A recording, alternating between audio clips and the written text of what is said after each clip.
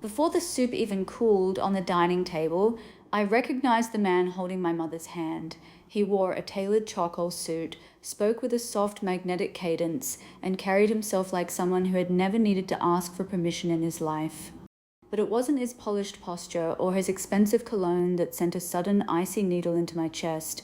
It was the faded, crescent-shaped bone scar visible right beneath his left wrist bone, peeking out past his linen cuff whenever he reached for his glass. That exact same crescent mark was burnt into my memory because I had spent 20 years staring at it in the only photograph I possessed of my biological father. Why was the dead man from my childhood photo sitting at my mother's table, smiling as if he were just a stranger she met 3 weeks ago? I am 23 years old, an archival restorer by trade, which means my entire life revolves around analyzing microscopic details, detecting subtle counterfeits, and piecing together shattered histories. My friends know me as remarkably calm under pressure, a woman who relies strictly on evidence, logic, and cold facts rather than raw emotion. Yet beneath that quiet, disciplined exterior lies a deep-seated, suffocating terror of deception, born from growing up in a home built entirely on shadows and hushed telephone conversations. My mother Victoria had raised me alone in our expansive, drafty suburban house, insisting that my father had died in a tragic car accident before my first birthday. I spent my childhood clutching a single, worn photograph of a dark-haired man holding me as a newborn, a picture Victoria kept locked inside a velvet-lined jewelry box that I was forbidden to open. So when Victoria smoothly introduced the handsome man beside her as Julian, a real estate developer she had met at a gallery opening, every instinct in my body screamed that the foundation of my reality was about to collapse. Victoria reached across the linen tablecloth, her manicured fingers resting over Julian's knuckles with an affectionate tenderness I had never seen her display toward anyone. She laughed at a subtle joke he made, her eyes shining with an artificial brightness that felt entirely rehearsed. I sat frozen, my fingers gripping my silver fork so tightly that the metal dug into my skin, staring intently at the scar on Julian's wrist. He noticed my gaze, paused mid-sentence, and casually pulled his cuff down to cover the mark, his eyes locking onto mine with a cold, calculating intensity that lasted only a fraction of a second before returning to Victoria. Was he aware that I recognized him? Or was he playing a far more dangerous game than my mother could possibly comprehend? "Elena, darling, you've barely touched your salad," Victoria said, her voice cutting through the heavy silence that had settled over my side of the table. She tilted her head, her sharp blue eyes scanning my pale face with the practiced scrutiny of a woman who noticed every flaw. I forced a faint smile, taking a small drink of water just to give my hands something to do without trembling. Julian leaned back, his expression a mask of warm, polite interest as he asked me about my work at the Historical Museum, acting completely oblivious to the tension suffocating the room. How could a man who supposedly died 2 decades ago sit here calmly eating roasted vegetables under a stolen name? "Excuse me for a moment," I murmured, standing up so abruptly that my chair scraped loudly against the hardwood floor. I slipped out of the dining room and moved quickly down the dimly lit hallway toward my mother's private study at the back of the house. The heavy oak door was slightly ajar, a warm sliver of light spilling onto the rug, signaling that she had forgotten to engage the electronic keypad lock in her rush to host dinner. My heart hammered against my ribs as I pushed open the door, stepped inside, and headed straight for the antique mahogany desk where the velvet-lined jewelry box was always kept. I pulled the small key from where Victoria always hid it beneath the bronze paperweight, unlocked the box, and pulled out the faded photograph to confirm what my eyes had already seen. As I turned the photo over under the desk lamp, my blood ran cold when I noticed something I had never seen before. The original photo paper was thick and glossy, but along the edge, fresh silver tape had been peeled away, revealing a second hidden layer of photographic paper underneath. What was my mother hiding between the layers of the only picture I had left of my father? Using the tiny pocket scalpel I always carried for my restoration work, I delicately separated the top layer of the photograph from its backing. The hidden picture underneath was not a portrait of a happy young family at all. It was a black and white surveillance photo showing the exact same man, Julian, standing outside a courthouses in handcuffs alongside a much younger Victoria. On the back of the hidden photo, a date was stamped from 15 years ago, a full 8 years after my father was supposedly killed in the crash. The air left my lungs in a sharp gasp as the realization hit me that my entire tragic origin story was a meticulously fabricated lie. Before I could process the image, the heavy oak door creaked behind me and a shadow fell across the mahogany desk. Who was standing behind me, and how long had they been watching me dismantle the lie? I spun around, slamming the desk drawer shut with my elbow while shoving the peeled photograph deep into my sweater pocket. Julian was standing in the doorway, his silhouette tall and imposing against the hallway light, holding 2 glass goblets of red wine. He didn't look angry. Instead, a quiet, mournful expression washed over his features as he gently closed the heavy door behind him, clicking the latch into place. "You shouldn't be digging around in here, Elena," he said softly, his voice dropping an octave, losing all the polite warmth he had displayed at the dining table. "Your mother spent 20 years trying to protect you from what happened, but if you keep pulling at these threads, you'll destroy what little safety you have left." Did he come upstairs to threaten me, or was he trying to warn me before my mother realized I knew the truth? "Protect me?" I whispered, my voice shaking with a volatile mixture of anger and confusion as I backed away until my spine hit the edge of the desk. "You're the man in the photo. My mother told me my father died when I was a baby, yet here you are, standing in her house under a fake name while wearing the exact same scar on your wrist." Julian took a slow, deliberate step forward, setting the wine glasses down on the desk with a heavy clink that echoed through the quiet room.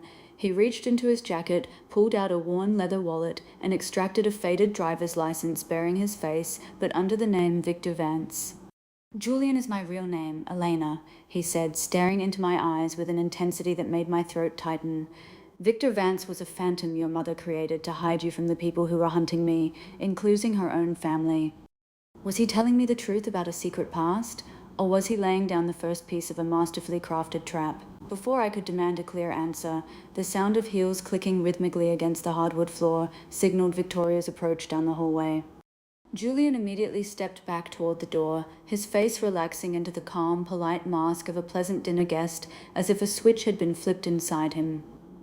The door swung open, and Victoria stood on the threshold, her eyes darting suspicious glances between the two of us, her gaze lingering on the desk key I had forgotten to hide under the paperweight. "Is everything all right in here?" she asked, her voice tight with an edge of quiet fury that she tried desperately to cover with a smile. "Julian, I thought you went to use the restroom." What had she seen in those few seconds, and why did she look at Julian not with love, but with genuine predatory fear? "I got turned around in the hallway, Victoria, and Elena was kind enough to show me your impressionist prints," Julian said effortlessly, smooth as polished glass, gesturing toward the framed artwork hanging on the study wall. Victoria didn't buy it. Her knuckles turned white against the doorframe, her eyes fixating on the slightly open drawer where the velvet box sat exposed. "Dinner is getting cold," she said quietly, her tone leaving no room for argument as she stepped aside to let us pass. As I walked past my mother, she caught my wrist, her grip surprisingly powerful, and whispered directly into my ear while Julian walked ahead toward the dining room. "Do not trust a single word that comes out of his mouth, Elena," she breathed, her breath hot against my cheek. "He isn't here because he loves me. He's here because he finally found where I buried his money." Was my mother trying to save me from a dangerous criminal, or was she trying to cover her own tracks before I discovered the true extent of her crimes? We returned to the dining table, but the atmosphere had transformed into a psychological war zone where every smile felt like a dagger and every compliment carried a hidden threat. Victoria poured more wine, her hand trembling just enough to cause a few red drops to splash onto the white tablecloth like tiny specks of blood. She began speaking about her late husband, deliberately weaving a narrative of his noble life and tragic death, watching Julian's reaction to every word with an unwavering predatory stare. Julian merely took small sips of his wine, agreeing with her statements in a subtle tone that felt mocking, as if he was silently daring her to tell the truth. I sat between them, my hands hidden under the table, holding the peeled photograph, completely paralyzed by the realization that both of them were playing a high-stakes game of chicken. Who was the real villain sitting at this table? The mother who had raised me on a foundation of lies, or the stranger who had invaded our home to reclaim his past? When dinner finally ended, Julian stood up to leave, thanking Victoria for an unforgettable evening with a smooth, lingering kiss on her cheek that made her visibly stiffen. As he stepped out onto the porch, he turned to me, offering a polite handshake, but as our palms touched, he slid a small, folded piece of paper into my hand, closing my fingers over it securely. I kept my mouth shut, hiding the note in my palm, as Victoria shut the heavy front door and immediately locked all 3 deadbolts with a decisive snap. She turned around, leaning her back against the door, looking exhausted and visibly aged, her eyes searching my face for any sign of betrayal. "He's dangerous, Elena," she said, her voice barely above a whisper as she walked toward her bedroom without offering another word of explanation. I ran up the stairs to my room, locked my door, and unfolded the slip of paper under my desk lamp to read the short message written in jagged handwriting. "Meet me at the old boathouse on Miller's Creek at midnight if you want to know who really died 20 years ago," the note read. Should I trust a stranger who claimed my life was a lie, or stay in the house of a mother who was actively keeping me in the dark? The night air was freezing as I crept out of the back window, stepping onto the fire escape and slipping into the darkness toward Miller's Creek, located just 2 miles from our property. My mind raced with every step, analyzing the possibilities, comparing the scar on Julian's wrist with the surveillance photo I had stolen from Victoria's study. The boathouse was a derelict wooden structure standing on rotting stilts over the black, still water, its rusted tin roof groaning under the slight night wind. As I pushed open the creaking wooden door, the smell of damp earth and gasoline hit my nostrils, and I saw a single flashlight beam cutting through the shadows inside. Julian was standing near a rusty workbench, holding an old leather-bound ledger that looked like it had been salvaged from a flooded basement. "I knew your curiosity would bring you here," he said quietly, shining the light down at the ledger rather than into my eyes. "Your mother didn't just lie about my death, Elena. She stole your identity, and she used my name to do it. What was inside that ledger that could completely rewrite who I was?" I stepped closer, keeping my distance, my heart hammering violently against my ribcage as Julian opened the ledger to a page containing official birth registry documents, stamped with a state seal. The document showed the birth of a baby girl born 23 years ago to a woman named Clara Vance, Julian's late wife, who had died during childbirth in a hospital 2 states away.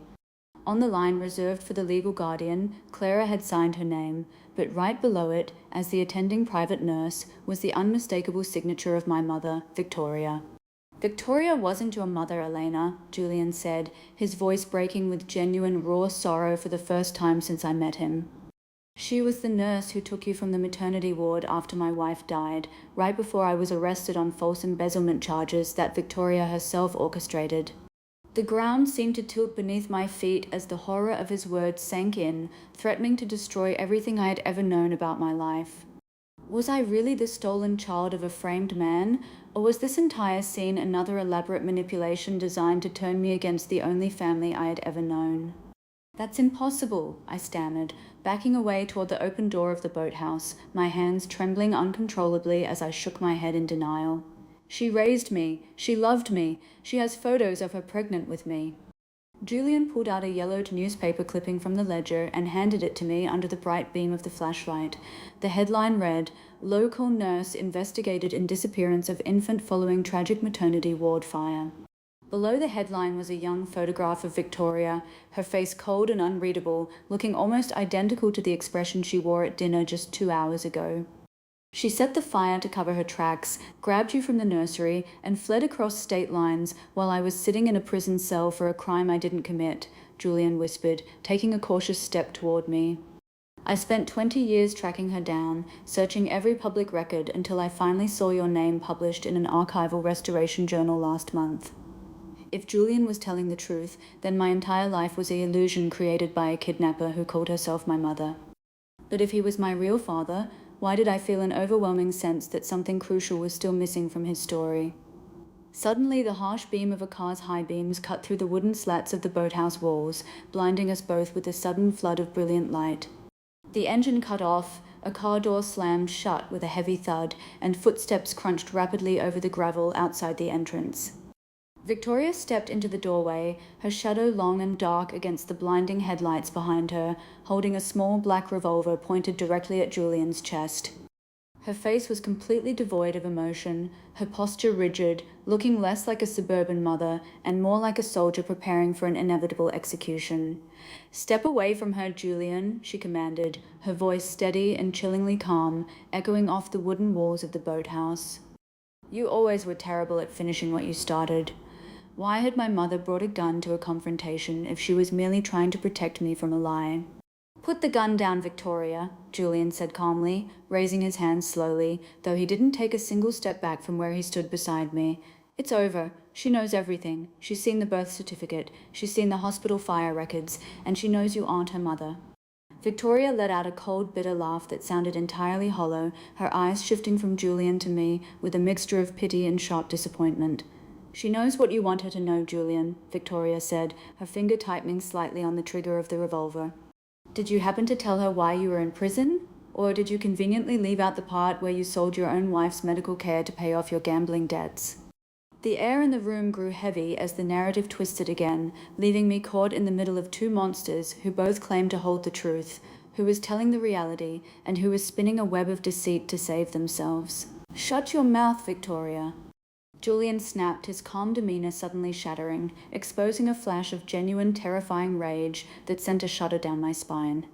Victoria didn't flinch. She kept the revolver trained on his chest, her eyes steady, her breathing calm and controlled, despite the chaos unfolding around us. "Ask him about the scar on his wrist, Elena," Victoria said, her tone dripping with quiet venom. "Ask him how he really got that crescent mark 20 years ago." I looked at Julian's arm, my mind racing as I remembered the detail I had studied for hours in my room. The burn mark wasn't from a car crash or a factory accident. It was the exact shape of a hot heating element from an old hospital incubator. "He tried to burn down the ward with you inside it to collect the life insurance policy on both you and his wife," Victoria revealed, her voice cracking slightly with an emotion that felt terrifyingly real. Was my mother a hero who had rescued me from a monster, or a kidnapper who had rewritten history to justify her own terrible crime? "She's lying!" Julian shouted, lunging forward a step, but Victoria instantly fired a warning shot into the wooden floorboards between his feet, the gunshot deafening inside the enclosed space. The smell of gunpowder filled the humid air, mixing with the scent of gas and river water, as silence settled over the boathouse once again. "Look at the ledger, Elena," Victoria insisted, pointing the gun back at Julian's chest without hesitation. "Look at the date on the adoption transfer on the very last page, the page he didn't show you." I turned my eyes down to the leather book on the workbench, my fingers shaking as I flipped to the back, revealing a faded legal document signed by a circuit court judge 2 decades ago. The document was an official ward transfer, legally granting full custody of an infant child to Victoria Vance following the conviction of her former employer, Julian Vance, for severe child endangerment and insurance fraud. The truth shattered in my mind like glass. Victoria hadn't stolen me. She had saved me, taking on a fake identity to ensure that Julian could never find us once he was released from prison. But as I stared at the official court seal on the bottom of the page, my eyes caught a tiny, almost invisible discrepancy that made my stomach plunge into absolute darkness. The seal on the court document wasn't an authentic raised impression from a state courthouse. It was a flat, high-resolution ink transfer, the exact type of sophisticated forgery I spent my professional career identifying at the museum. Victoria hadn't received custody from a judge. She had forged the entire adoption paper using professional archival techniques that she must have passed down to me throughout my upbringing. Both documents were lies. Julian's birth certificate was a fake, and Victoria's court order was a forgery. They weren't strangers who had crossed paths by tragic accident. They were old partners in a high-level identity theft ring that had collapsed 20 years ago when their crimes caught up with them. The realization hit me like a physical blow. I wasn't a victim of a single bad parent, but the pawn in an ongoing war between two master con artists who had used me as leverage for over 2 decades. Why had they both brought me into this boathouse tonight, if neither of them was actually my parent? "Neither of you is my mother or father, are you?" I said, my voice cutting through the silence with a cold, absolute clarity that surprised even myself. Both of them froze, Victoria's gun hand dropping an inch, while Julian's defensive posture faltered completely as they stared at me in total silence. I pulled out the original childhood photograph from my sweater pocket, holding it up under the beam of the flashlight so both of them could see the image clearly. This picture wasn't taken in a house. It was taken in a private adoption agency in Europe, I said, pointing out the distinct architectural moulding in the background that I recognized from my restoration work on international archives. You two didn't steal me from a hospital or save me from a fire. You brought me together to use as a legal trust fund cushion to hide millions in stolen offshore assets. The silence in the boathouse was absolute, broken only by the sound of the river water lapping rhythmically against the wooden stilts beneath our feet. Julian slowly lowered his hands, a faint, cynical smile spreading across his face as the mask of the tragic father slipped away entirely, revealing the cold businessman underneath. "You really are as sharp as they said you were, Elena," he murmured, stepping back toward the edge of the workbench without a trace of remorse in his eyes. Victoria didn't deny it either. She lowered her revolver completely, looking at me not with maternal affection, but with the cold respect of a veteran criminal recognizing an equal. "The money in that trust becomes fully accessible on your 24th birthday next week, Elena," Victoria said softly, her tone entirely pragmatic. "Julian came back because he wants his 50%, and I invited him to dinner to make sure he didn't try to take all of it." They had spent my entire life building an elaborate psychological maze around me, not to hide a tragic family origin, but to ensure that when the massive payday arrived, I would hand over the keys without asking a single question. "I'm not giving either of you a single cent," I said quietly, stepping back toward the open exit of the boathouse, keeping both of them in my line of sight. Julian let out a quiet chuckle, shaking his head gently as if I were a child who didn't understand how the real world worked. "You don't have a choice, Elena," Julian said, pulling a sleek black smartphone from his pocket and tapping the screen once to illuminate a live banking portal displaying the trust fund balance. "The trust requires 2 signatures to release the funds, yours and the signature of the legal guardian named on the original foundation deed." He turned the phone screen toward me, and my heart stopped when I saw the name printed in bold letters under the designated legal guardian section. It wasn't Julian Vance, and it wasn't Victoria Vance. It was the name of a woman who had died 30 years ago, my actual grandmother, whose estate had been dormant for decades. "She knew," Victoria whispered, her voice finally breaking with genuine defeat as she stared at the screen in complete disbelief. "Your grandmother knew what Julian and I were doing back then, and she locked the trust behind a dual-key protocol that required her original lineage key to unlock." Everything I had experienced over the past 24 hours, the dinner, the secret note, the late-night meeting in the boathouse, wasn't a dramatic family reunion or a deadly confrontation. It was a desperate, coordinated attempt by 2 desperate criminals to manipulate me into activating a key I didn't even know I possessed. I reached into my pocket, pulling out the small silver locket my grandmother had given me right before she passed away when I was 5 years old, a locket I had worn around my neck every single day of my life without ever opening the sealed compartment inside.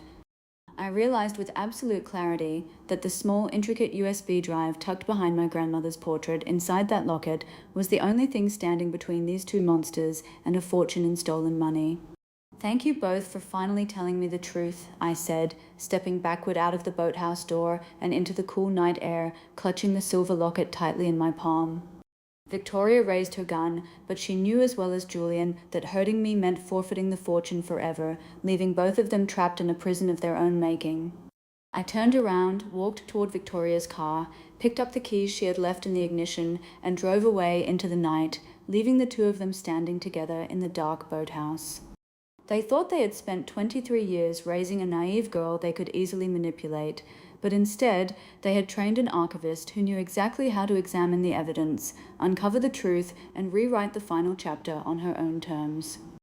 True family isn't defined by the bloodlines we inherit or the stories forced upon us by those who claim to protect us, but by the conscious choices we make when we finally uncover the truth. When the foundations of your reality turn out to be built on deception, the power to define who you are doesn't belong to the people who lied to you, it belongs entirely to you. What would you have done if you discovered your entire childhood was an elaborate scheme? Would you have walked away like Elena, or would you have confronted them differently? Share your thoughts in the comments below.